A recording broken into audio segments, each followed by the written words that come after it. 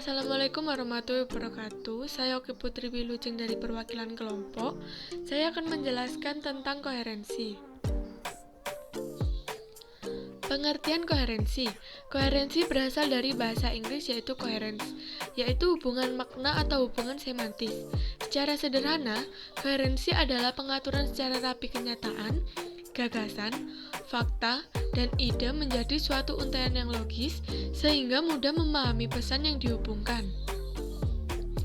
Wall dalam taringan mengatakan, pengertian koherensi itu sendiri adalah pengaturan secara rapi kenyataan dan gagasan, fakta dan ide menjadi suatu untaian yang logis sehingga kita mudah memahami pesan yang dikandungnya.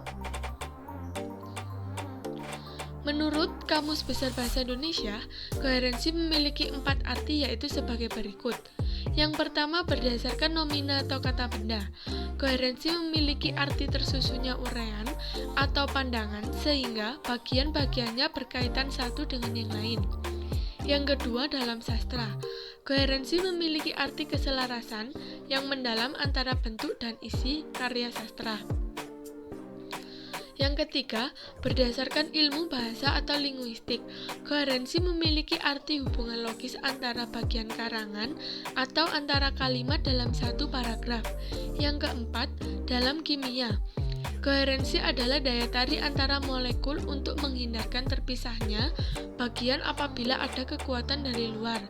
Koherensi merupakan salah satu aspek wacana yang penting dalam menunjang keutuhan makna wacana. Bila suatu ujaran tidak memiliki koherensi, hubungan semantik pragmatik yang sesungguhnya ada menjadi tidak terbina dan tidak logis. Teori koherensi atau teori kebenaran koherensi adalah teori kebenaran yang didasarkan kepada kriteria koheren atau konsistensi.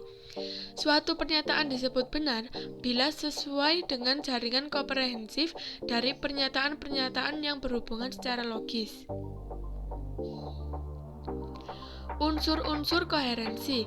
Istilah koherensi mengacu ada aspek tuturan, bagaimana proporsi yang terselubung disimpulkan untuk menginterpretasikan tindakan ilokusinya dalam membentuk sebuah wacana. Proporsi-proporsi di dalam suatu wacana dapat membentuk suatu wacana yang runtut atau koheren meskipun tidak terdapat pemerka penghubung kalimat yang digunakan. Jenis dan sarana koherensi. Sarana koherensi paragraf dapat berupa penambahan, seri, pronomna, pengulangan, sinonim, keseluruhan, kelas, penekanan, komparasi, kontras, simpulan contoh, kesejajaran, lokasi, dan waktu. Berikut penjabarannya.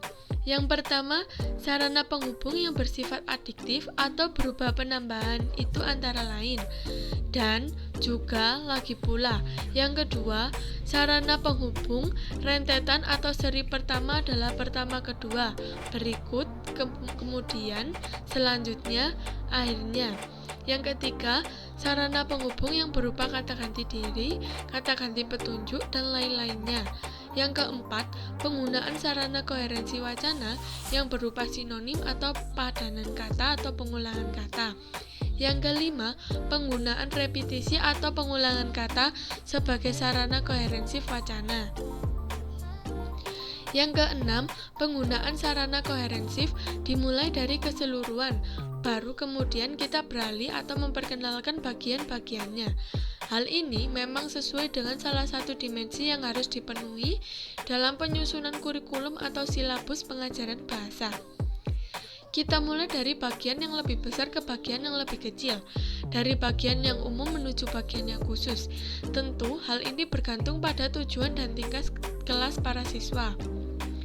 Yang ketujuh, sarana penekanan pun kita dapat pula menambah tingkat kekoherensifan wacana. Yang kedelapan, komparasi atau perbandingan dapat menambah serta meningkatkan kekoherensifan wacana. Yang kesembilan, kontras atau pertentangan para penulis dapat menambah kekoherensifan karyanya.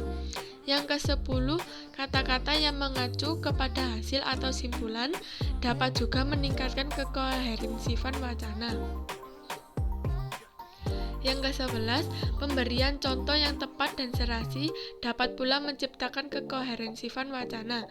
Yang ke-12, penggunaan kesejajaran atau paralelisme klausa sebagai saran kekoherensifan wacana.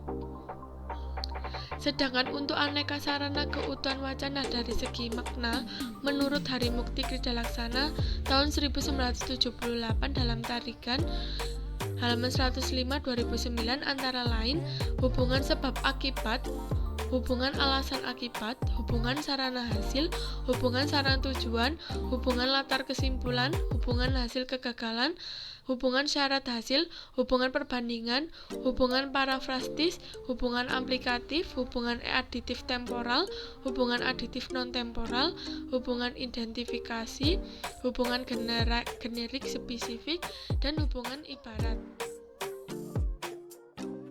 Perbedaan koherensi dan kohesi. Kohesi adalah secara sederhana. Koherensi adalah perpaduan makna, sedangkan kohesi adalah perpaduan bentuk.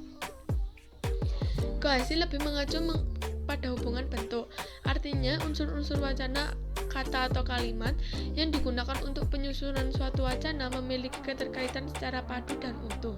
Sedangkan koherensi lebih mengacu pada keterkaitan antara bagian yang satu dengan bagian yang lainnya, sehingga kalimat memiliki kesatuan makna yang utuh. Terima kasih. Wassalamualaikum warahmatullahi wabarakatuh.